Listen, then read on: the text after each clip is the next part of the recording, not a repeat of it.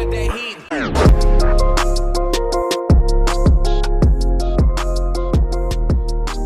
Welcome to another edition of the Lakers Locker Room. I'm your host, Tajon Graham, and tonight is a very special night because if you didn't know, it's the Athletics Banquet. So tonight, all athletes will be in the gym tonight to celebrate the 23-24 regular season.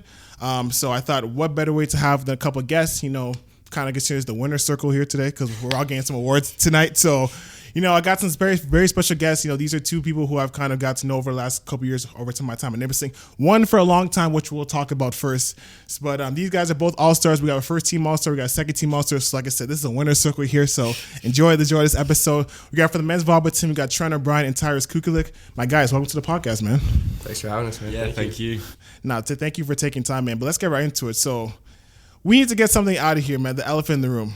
Tyrus, you're one of the few people in this school or in the athletics program that's been here longer than me. Yeah, I've been here a while. It'll be 6 years at the end of this season. So, I've heard, I don't know if this is true, but I've heard that, did you do a senior night this year? Like, what's going on? No, I did my senior night last year because, I was here for, obviously 5 years last year. I had a COVID year and then a redshirt year. Okay. So I still had a bunch of eligibility and I wasn't sure if I was going to come back for this season. I knew I was for school, but I wasn't sure if I was for volleyball. And I've been playing with like Josh and Jackson and Jared, Frank, Zach, all those guys for such a long time. So I thought it would be a pretty good night. Oh, and Tom. Can't leave out Tom. But I thought it'd be a pretty good time to have my senior night last year just because it was like a good bulk of guys who I'd played with for like most of my time here. Yeah. And then, I couldn't say no. I had to come back for one more year. Couldn't come to school and not play volleyball. So, yeah, because when I saw you in the summertime, I'm like, bro, what are you doing here? Like, can you, like, for those who don't know, kind of talk about your situation because it was kind of crazy because you thought you were supposed to graduate, then all this stuff happened, and you're back again. So, kind of, what happened with that in the summertime? Yeah, so I thought I needed a couple more courses than I actually did. So I did an academic audit a little later than I guess most students would. Found it out I only needed like 1 or 2 courses. So I ended up coming back for just like a full. I did a second minor this year, so I just like. What? Yeah, this year I did an HR. Okay. So I'll finish with like my BBA and then a marketing and HR minor. Shout out, nice. Yeah, which isn't bad. Nice. Yeah, because I was like I said, I saw you in the summertime. I'm like, bro, why are you still here? And actually, I live here now. Like my girlfriend and I plan on living here for a bit. But, oh my god. So kind of, what's the plan after this? You stay in North Bay? Like that's staying here. Trying to find a full-time job. Lucky enough, like our assistant coach, shout out my landscaper, nice. Owns his own business here, so he's been nice enough to offer me another job for the summer. So we'll see what goes down with that. There might be some more opportunities for some like business stuff with his company. If not, I'm gonna try to branch out and kind of find like a full-time salary job at some point. Well, congratulations, man. Thank you. Trent, man, there's a lot to talk with you, man. Like I said, you and one of my team, Alex, y'all from the other side of the world. So I need to know, I want to kind of dive into your story. Kind of, how did you end up at Nipissing? Kind of, what's the story with that? Because I heard the story last year when your parents came. They came in the winter and they had to get a jacket. Your coach, your guys' coach was telling me about that. So kind of, what's your story? How did you end up from Nipissing all the way from Australia? So I playing back home, there's no varsity sports, so it's very much a North American thing. So I wanted to take my volleyball to the next level, and to do that, I'd have to travel, whether I wanted to go pro in Europe or come to North America and get a degree out of it, which is ultimately what I chose, obviously. So I think getting a degree out of it's very important because volleyball doesn't have the highest salaries, so to have a degree to fall back on once my career is done is super important to me. And I chose Canada over the States just because, not by distance, but if it's closer to home and like culturally and way of life, Canada to Australia, than let's say America. So yeah. And to come to Nipissing, I had to reach out to a bunch of different coaches because we don't get scouted over there. It's like we have to then put our name forward to then be scouted. So I reached out to a bunch of different coaches and I got a fair few responses, but I just ultimately Nipissing was the right fit for me in the end. So yeah. Yeah, kind of what's your experience like? And now this is your second year here, right? So it's 2 years in now. Kind of what's been your experience like, being here, being part of the team, meeting the guys? Like how has it been for you?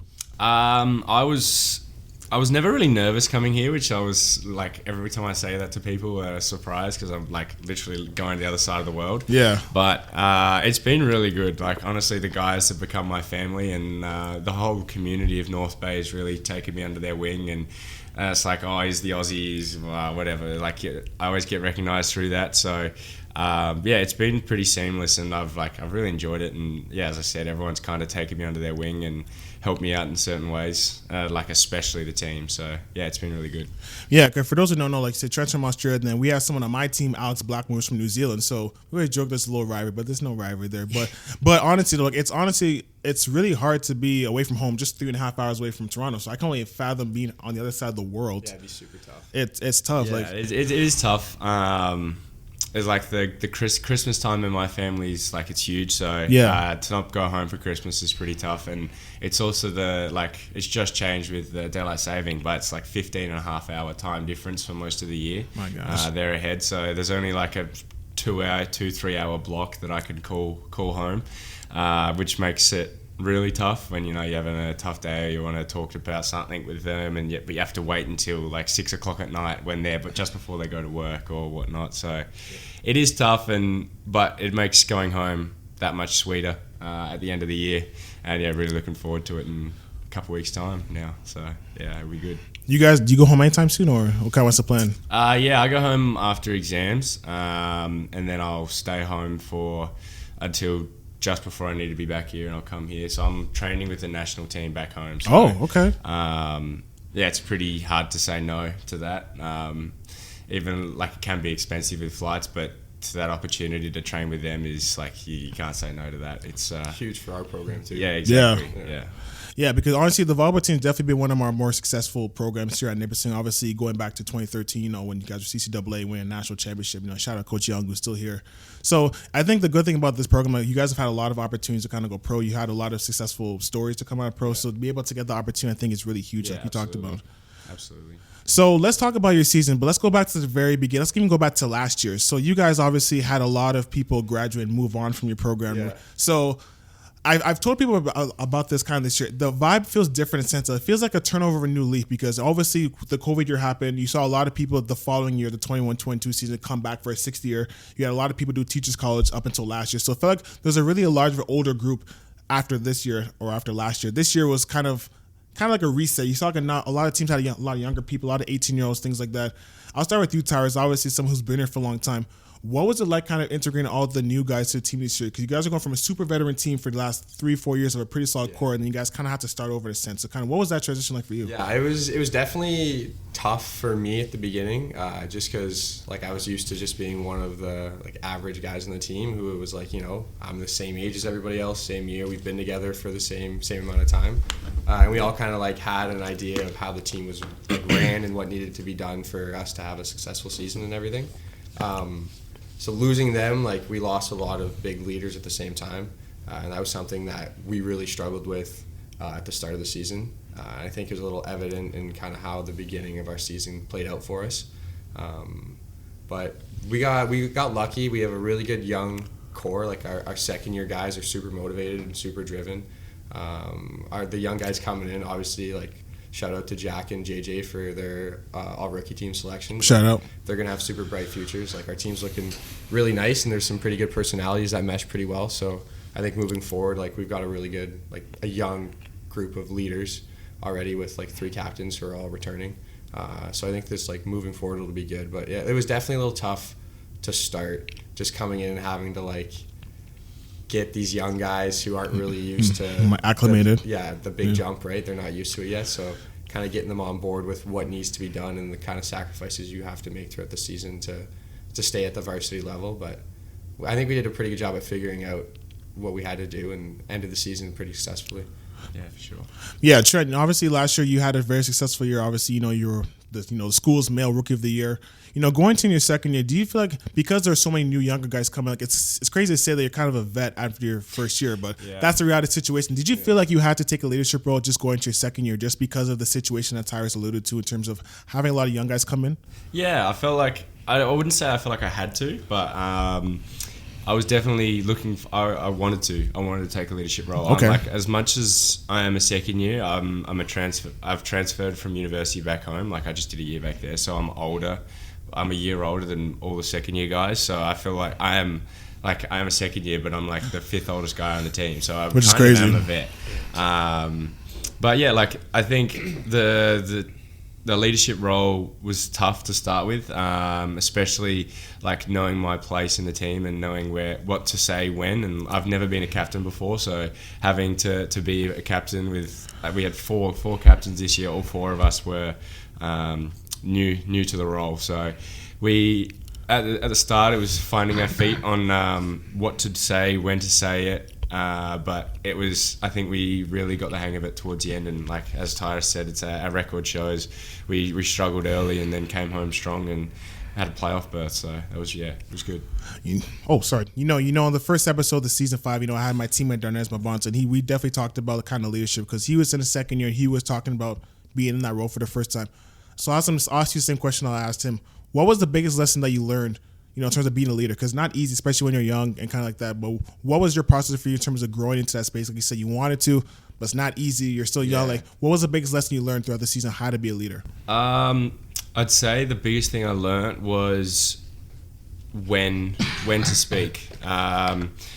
Usually, like, I'd know what to say and like how I needed to say it, but it was times where I needed to be quiet and let coach speak and let him do his thing. Where like I would want to speak up and he'd go, let me handle this, or times where I should have spoken up and I didn't. I think learning the when was really important for me, especially with such a young group of guys. Like, looking back at, we lost Jackson, who was arguably one of the best players in the league, and he's now doing great in the Bundesliga, so he's really killing it. Yeah, absolutely. So losing him, he had the drive to push everyone to be better. So I was trying to find a balance between, what I could bring and what my previous captains had done. So yeah, I'd say that was my biggest learning experience. One thing that obviously I think helped for, I guess, both of our teams is that for people who don't know, all of us, both the men's basketball and men's volleyball, we had the chance to go to Portugal for a week. So that was obviously a great opportunity for us. I talked a bit about it briefly, like it was great for our team. Like, we had a great time. But let's start with you guys in terms of, what was it like? I'll start with you, Tyrus. Kind of, what was the experience like going to Portugal? Because I'd never been to Europe, so to be able to go with the team, I think was pretty cool. So what was your experience like going to Europe? That was my second time going on an international trip with the team. Okay. So we went to Amsterdam. Oh yes, I did hear about this. Before COVID started. I did hear about this. Yeah. And that was a pretty fun trip. It was just like playing a different style, but like seeing how volleyball is played in Europe compared to how it's played in Canada, and like the fans and how much more involved they are over there. Like, we played in the gold medal match against Humber, and there was the stadium was filled with everybody else who had finished the tournament already. So like going internationally is fun, and then Portugal, like, we had a blast. The volleyball, like as we said, we struggled to start the season, so we might not have been as successful as we might have wanted. But it was a great learning experience for us, and we spent so much time together. Probably more time than we might have wanted as teams, but there might have been some really long bus rides in between games and in between activities. But I think both teams made the best of it. We had a great time. We had a great time going with you guys. Both teams meshed pretty well, and I don't know, it was a really fun experience. I had a great time. Lisbon was beautiful. Yeah. Spain was beautiful. Oh, Spain was awesome. It was a gorgeous country. It was super fun. I'd love to go back again one day. Yeah. For sure. I think it highlighted it for us. How far we need to go for us, especially, like, I'd say our preseason was... Yeah, it was a big eye-opener. Yeah, our preseason was pretty terrible, to be honest. We got a lot better quickly, thankfully. But it also, I think it massively helped our team bond as a unit. We meshed, like, we all got a lot closer because of the trip and the hours we spent together and the things we did and shared experiences. So yeah, because that was one thing I want to say, that like the year prior, like last year, we had kind of a divide in like team, like cliques almost. Like there was an older group. We had the exact same thing. Like the first and second years who had just come in, who were kind of just like doing their own things. We had that too. So like having this Portugal trip and spending all this time together as a team, like we ate lunches together, we ate all our meals, like we were in a hotel with a couple of guys for the week and a half or whatever it was. Like, you got to know your teammates pretty well, and it was really good for getting all the guys on board and kind of not like mixed well. Yeah. It was nice. Yeah, honestly, I can touch that too because even last year, like we had the same issue, not with the first and second year, but the clickiness. You know, we had a team.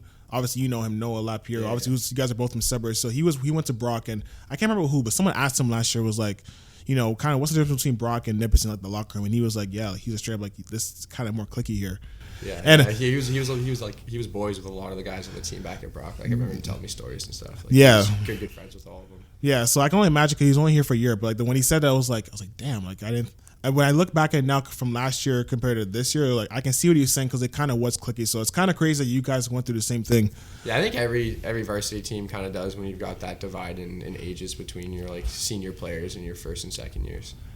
Yeah, so I can even ask you about that too. Kind of like, was there a challenge for you in terms of kind of connecting? Because like I said, you're about to be 25, right, at the time of recording. But like, you know, there's a lot of guys who are straight out of high school. Like, think about it. Like, you're 99, I'm 2000. Which one? What year are you born? I'm 03. Yeah, so imagine even 99. There's some guys on your team who are 05, Yeah. right? Like a big age guy. Like Jordan's our oldest guy on our team. He's 98. He's 6'10", 25, girlfriend for 8 years. And you have one of our teammates, Gavin, who's 05, coming straight out of high school. Like, so for you, kind of, was there any, I guess, issue or not issue? I would say, was there a challenge in kind of connecting with the younger guys? Because in fact, there's such a big age gap, and even just life experiences. It wasn't a crazy challenge. I mean, our men's program, as long as I've been here, has always been super welcoming to That's true. to new athletes, and especially like when we have recruits up. Like a lot of times when recruits sign, it's like, you know, you guys were one of the nicer teams when we came and visited, and I really liked the way that your team bonds together. So it's never really been a problem for me, anyways, getting to meet and getting to like understand and know my new teammates.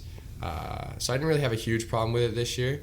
There's a couple guys who, like Jax Fenson, one of them was kind of a hard guy to read. Super quiet. He is very quiet. Sticks to himself in practice, just does his thing, dishes the ball out, and kind of doesn't really say anything. So reading him is kind of challenging sometimes, but they're all good guys. Like I loved all the rookies. Like it was a pretty good group. Yeah, we were there for a week. Just either guy can answer this question. Was there a specific memory that like sticks out in your mind? I said, man, I'll definitely remember that. Like, cause like we did a lot that week. Was there anyone that you can say on the podcast? I think Lisbon for me, seeing Lisbon, like that hour we spent in Lisbon and then going to the Benfica Stadium. Yeah, oh, that was sick. That was tough. That was really, really cool. That was cool. I hate soccer. I'm not a soccer guy. I thought I was gonna hate it, but that was probably one of the coolest things of the trip. It was sick. Like, it was super cool to see how passionate they were about their local professional team, and then seeing the 2 or 3 live Eagles there. Yeah. Oh yeah. That was cool. The locker. You guys see the locker room. And then hearing stories about how they're like number one rivals, Porto, have like their own section to sit in because it gets too violent if they sit anywhere else. Like that was crazy. That was crazy. Super cool experience. Yeah. What about you, Trey? Like, is there anything that sticks out in your mind? It's like, wow, like you'll definitely not forget. I honestly, it'd be the Benfica Stadium. Like that was it was amazing, and like they're a world class club. Like they've won Champions Leagues. I don't know, it was a while ago, but they're up there with one of the biggest clubs in the world. So to go behind the scenes in a place like that, and we sat in their locker room and saw like Di Maria, who, you know, just won the World Cup with Messi, and to see where they get changed and do that sort of stuff it was amazing. It was really, really cool. Super cool. Nah, for sure. Can we also talk about the food? Like I talked about this on the 2 or 3 episodes ago. How cheap the food was beyond me. Like, can we talk about that? How cheap everything was. Yo, so much cheaper. I tell you, can get like a burger and fries for $3. Yeah, because well, even like anything, like Ubers were $4. There's like you guys Ubered? Because there's a couple times where coach was like, "All right, you're walking back from the cafe, like the lunch cafe, Yeah. to school there or whatever." It was hot, by the way. It was hot. That's what I mean. There's a couple of days where it's like, "All right, I'm walking. I've done half this trip with a shirt off. I'm sweating. Like I'm gonna call an Uber." And it was like €4 for an Uber, like anywhere in the city. It was crazy. Yeah. It was cheap, very, very cheap. Yeah, definitely helped them with a wallet for sure. Yeah. I didn't even know there was an Uber. Like what was it called over there? Like I'm pretty sure it was just Uber. Yeah, it was just straight up Uber. Yeah, because it's crazy because like I went to like. It's crazy when you think about because the McDonald's was different, the Burger King was different, and people were thinking, "Yo, why are you going to Europe and having McDonald's and Burger King?" Like, listen, it's different stuff for sure. It's different stuff, but remember too, people think it's crazy. But listen, where our hotel was, because men's volleyball, men's basketball, for those who don't know, we stayed in different hotels, but where our hotel was, literally 2 feet away was a McDonald's and a Burger King. Yeah, we had a mall. 2-minute walk across the street from our hotel. Yeah, ours that was like a 10-minute. The same one from us was a 10-minute walk. But like the point is like, yo, like the food was there, like we had something to eat. But it's crazy because there's less grease, way cheaper, and a lot of things that there's there in Europe is not here in North America. Yeah. But But like, And their ice cream machines were always working. Yeah. Oh my I mean, gosh. it's the same back home. Like the Maccas and we don't even call it Burger King. We call it Hungry Jack's. It's the same thing, but we call it Hungry Jack's. It's all like, it's a different menu, and like I'd say the fast food back home is so much better than it is here. Probably better for you too. Probably. oh no, nutritional wise, no, 100%. I think like I said, the grease is like what did it for me, because like you can have a burger and it's like usually sometimes you have a burger from like say Burger King or Wendy's or whatever, and I think be greasy and stuff like that. Yeah. You go over there, ain't not much grease. Like it's straight straight burger. Yeah, man. So, man, I had a great time. Y'all, something you had a great time, man. Obviously, definitely would love to go to Europe again someday. It was crazy for me, too, because I had to check that off the bucket list. Yeah. Before 25, I'm 23, and I got to go to Europe at 23. I think it was awesome. Super cool experience. Yeah, no, for sure. Like what you've been hearing so far? Make sure to follow us on IG at Lakers Locker Room and subscribe to our YouTube channel while you're at it, where you can find clips of all our episodes and video content associated with the podcast. Part 2 of the Lakers Locker Room starts now.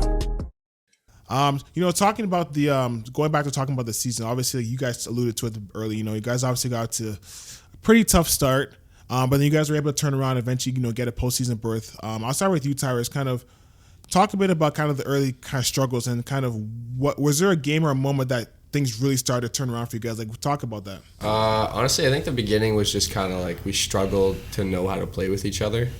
Like the team in previous years, like I said, had been together for like 3 years, so we all kind of knew how to play and mix and play with each other. So just like learning, like we had a brand new setter because like our third year setter, Skibbs, partially tore his ACL or something like that in his knee. Yeah. So he was out for the whole season. So Jack had to come in as a rookie, and like it's never easy. So just like kind of like learning his style, how he plays, and how the other guys kind of play, and then learning how to speak to them on the court to kind of get them and keep them motivated. That was like the early problems, but then once kind of guys started buying in and we, like our leaders started to figure out how to approach the guys, things started to click. And then I want to say like a big game for us was Guelph. I'd say it was round 1. Yeah, we actually played surprisingly well at Guelph. Like I think our hopes as a team are kind of not looking great, and then I think we surprised us, especially the league. A lot of people, we took them to 4 both days, and played very competitive volleyball. But Guelph's now in going to nationals, so like they're a good team. So, but I want to say like a big one where I felt like a big momentum change was, for me. And it was a little later in the season, more halfway through, but U of T. We played them at home or at U of T. Sorry. Yep. And we didn't play our best ball on the Friday night, and we got 3-0'd. And then the boys kind of took it a little personal, and we were like, we're better than this. Like, we know we can be better volleyball players and play better ball. And we came out the Saturday and beat Toronto 3-0, worse than they beat us, and ended up winning the split of the weekend. Wow. So that was kind of nice to like see how the guys can rally back, and then it was kind of better after first that. time in program history we've won there, right? Or like we've won in 3 there or something. Like it was a milestone. It was a good, really good match for us. Yeah, what was, or you just stay on that. What was the conversation like after that game? Was it like, obviously, no expert is obviously, but like people are cursing and people are throwing stuff. Like, what was the conversation like to like really get you guys going? So, like, bleep this, like, we're gonna, like. I'd say we're all just like, we were in it, like it was a relatively close match, I want to say. Like we didn't get blown out. The sets, they won, I think, by 2 every set. So it was like the little things, yeah, little we had details. bad errors at bad times, which then cost us sets and cost us the game. So I think we're all just a little disappointed ourselves, and then, coach had a chat and expressed his disappointment as well, and like we all knew we could be better, and I think we all like took it to heart, and really came back and wanted to prove ourselves. I think was more important. We'd copped some slander on some social media as well from some website, from some pages. So I think we're all it was a storm brewing for us to. Like, what were they saying? Game. Oh, so there's just a few pages online just making memes, and they were saying about your guys' team. Yeah, it was funny. Like, you got to give them credit. It was a good it was meme, pretty. But Like nothing was said. We were like, obviously it sucks to have that happen, but we weren't like super upset about it. But it was like Nipissing with Jackson Young and then without him, and it was like 2. Oh, I think I did see that. Oh, I think I did see that. That was a good meme, man. Yeah. Like it was funny, but like definitely. But as competitors, fueled a little bit. As competitors, you're like, yo, like we're more than one person. We're Like, like, come on. exactly. It's one guy. And the thing is that congrats to Jackson Young for single-handedly taking all the talent away from Nipissing. Yeah, it was something like that. Cool. So yeah. But once we got going, like it was definitely like stuff like that, and then just like nobody really expecting much of us. We have a bunch of rookies and young guys, like it's a young team, but it's not only that, like our starting lineup from last year, we lost 5 guys from our starting lineup, and so we had 3 rookies playing, and then 1 5th year in Tyrus, and then a couple second years. So really, we hadn't played together at all. Like there wasn't as though we had a couple guys in 2nd and 3rd year that had played together. Like we were a completely fresh team. So I think it took that time for us to. We needed to gain some experience. Yeah, exactly. Yeah, was there any of the rookies in particular that you noticed like their kind of confidence or play kind of grew throughout the season, like in particular? I want to say Ben's Ben. Honestly, all of them kind of grew throughout the season. Like they all got really, really good. Yeah, Ben played in that playoff match against McMaster and almost hit like a perfect game. Yeah. So and then you had JJ who led our team offensively this year. Like he had the most kills. I'm pretty sure he was up there aside from Trent for highest hitting percentage on the team. Like he had a great season offensively, and then Jack obviously was leading the league. He was leading the country in assists. Really? At the Christmas break. The halfway point. Yeah. So they didn't really lack any confidence in coming in, and JJ always had this thing where he didn't give a crap about what was going on. He was just going to go out there and bang balls, and kind of stuck to it the whole year. And I would say I saw Jack become a little more vocal with us and kind of vocalize his frustrations during matches, which was good. Yeah, which was nice. We needed it because he was super quiet, right? So right. It was nice to kind of see him show some emotion and kind of dig into us for not executing plays or maybe not making the best decision. Yeah, and I think you guys can attest to this too. Like when a quiet guy on your team starts to talk, it hits different. Yeah, it does. It's like, okay, I gotta turn up now. If he's saying something something's got to change quick. Yeah, it was like myself, Tyrus, and Scoot, 3 of our older guys are very loud and talk a lot and vocal, and so I kind of just throw Mark and Jude in there too. Yeah, Mark and Jude as well, of course. But it starts to get repetitive, and it's okay. Trent and Tyrus are talking again.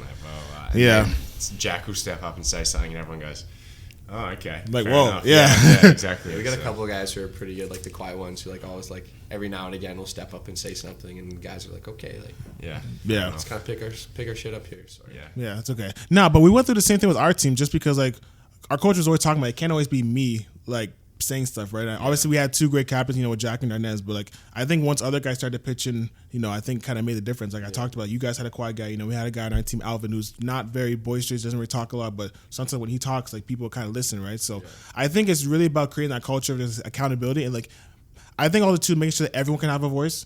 A lot of times, I think probably in the early years, or maybe even as recent as maybe a decade ago, you feel like in sports culture is a lot okay, the vets talk, rookies don't say anything, do what you're told and move on. I feel like over these last maybe 4 or 5 years, or definitely since I've been at university, I feel like that vibe has kind of changed in terms of, okay, vets, yes, should say stuff because obviously they've been the longest, but rookies can say stuff too if it has value and it makes sense, or you can't just say anything. Yeah. No, our team's pretty good at that. Well, it's if we're all going to be on the court, there was games this year where every single one of our players touched the court. So as soon as you're on the court, doesn't matter how old you are, you all have equal say, kind of thing. Yeah, that was another thing. Near the end of the season, once we started picking things up, we had a game where we had a weekend where everybody got into play at least a couple points. Really? 16, I think it was 15 or 16 players touched the court. Wow. In one game we had 11 guys score points. So it was cool to see. We had a lot of guys kind of step up, and all the rookies kind of did their part and had pretty good seasons. I can't really complain about anything. Absolutely. Yeah, going to the playoffs, obviously. First, I got to ask you guys before we talk about that. Is this a new thing that the league's doing this year with these playing situations? I feel like we're the NBA. I feel like we're the NBA now, trying to do these damn playing. Because hockey did the same thing. Whoa. I think it is too, because I don't remember a playing game being played up until this after was the first COVID. year.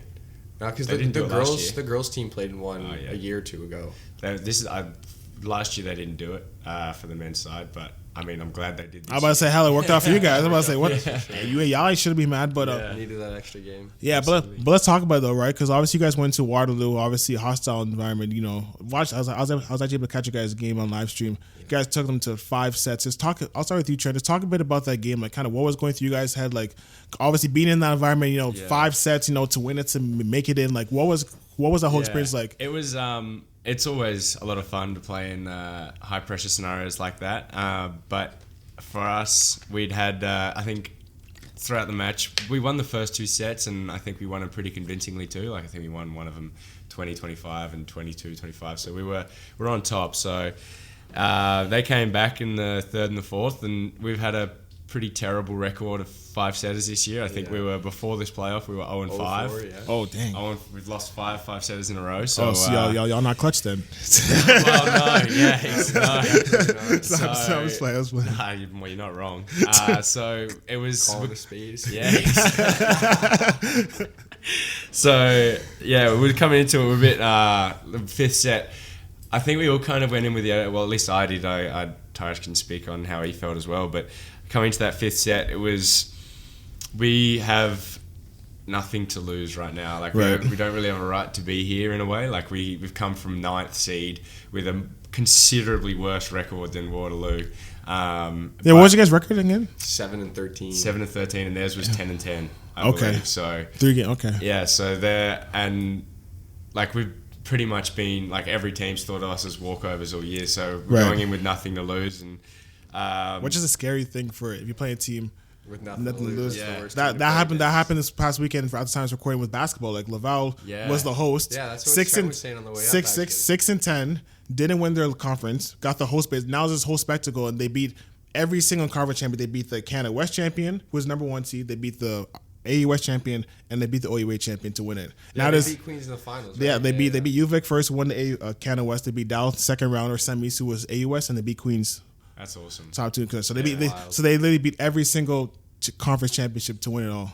And they're 6-10. So hey, man, when you have nothing to lose, man, that's a scary sight, man. Exactly. So yeah, when we managed to pull it through, and then it was amazing. It's my first time. Like, it's not really a playoff win, but it's as close as we've had in program history, and it's the closest I've ever had to a playoff win. I played a few playoffs back home and never won one, so it was a really good feeling to finally get a win. And yeah, then we went to Mac, and unfortunately they were just the better team at the end of the day. But yeah, it was really fun, that Waterloo game. It was a lot of fun.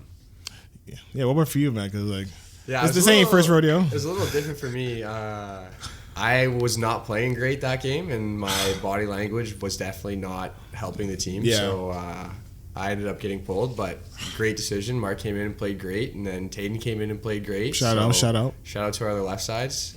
But yeah, I was definitely a little nervous because, like, as much confidence as I had in our team, like, we've been to 5 against Waterloo. Actually, our first game without Jackson in the lineup when he was on our team. Yeah. Our first win without him was against Waterloo in a 5-setter, where we were behind, like, considerably in the 4th or the 5th set. I think it was like 14-9 or something like that last year, and we came back. So like, I knew we'd been there. We could, like, we were gonna do it. I knew we were, but, like, obviously my last year, like, there's that little bit inside of me, as much as I don't want to think about it, that's like, dang, this could be it. This could be your last game. I sympathize. So, like, I was super, super engaged on the bench. Like, I was going pretty nuts for the boys. And then once we won, it was super nice. It was super nice to know that, you know, I have one more game of volleyball left. Like, it's not over yet. Yeah. So I definitely owe it to the boys out on the court who gave it their all and ended up coming out on top. You know, what would you say was the biggest lesson that you guys as a team kind of learned throughout the year, right? Obviously, you know, it was really a tale of 2 seasons, like you said. You guys struggled at first, started winning near the end, and you guys made it to playoffs. Obviously, lost to a tough Mac team. I know for volleyball, Mac's been near the top, you know, these last few years. So they were Queens. Yeah. 9 or 10 years. Yes. Longer than that. It's been like since 2004. It's been Mac and Queens winning anyway. Yeah. So yeah. What would you say was the biggest lesson you guys as a team kind of learned? I'd say, like, on the volleyball court, I want to say decision making. Yeah, and we built a lot of callus. Yeah.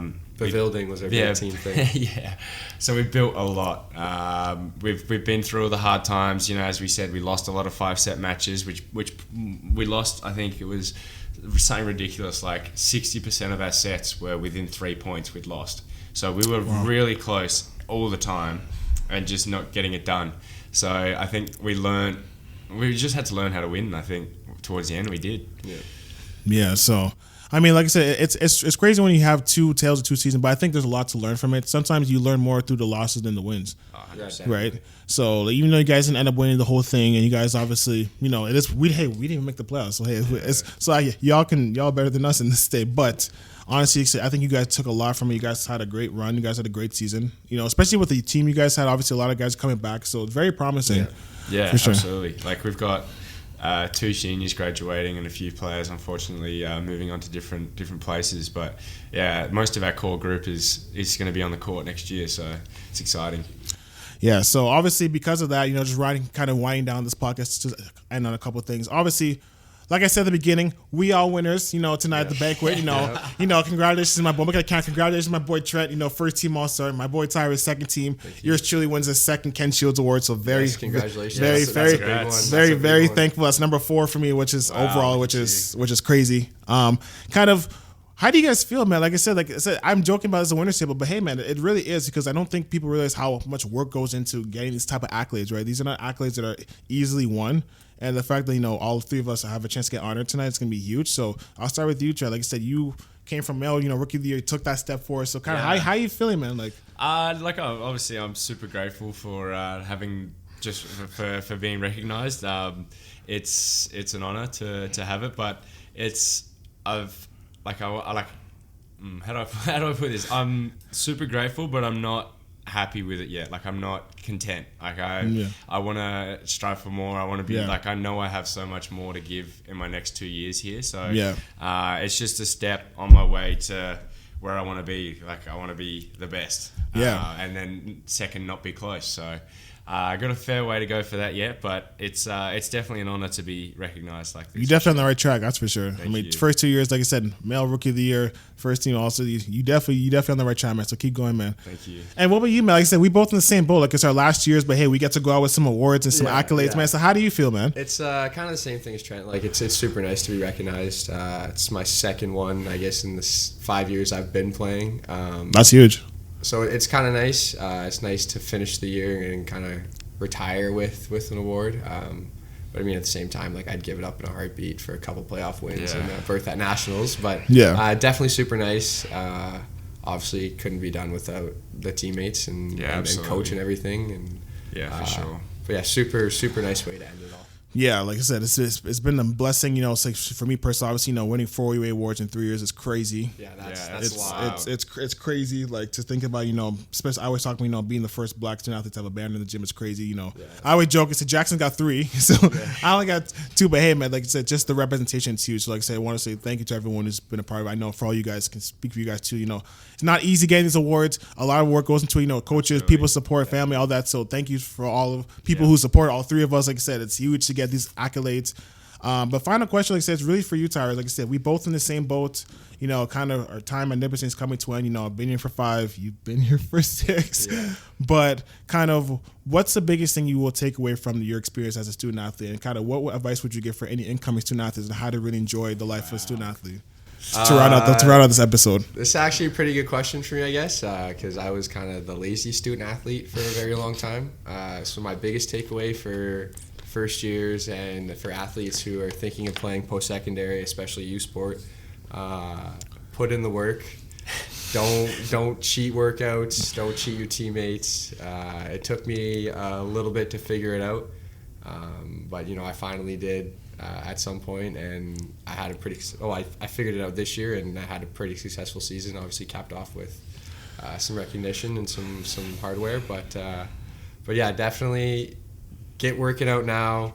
Stick to it, and don't be that lazy guy who thinks you can just rely on natural talent, because you can't at this level.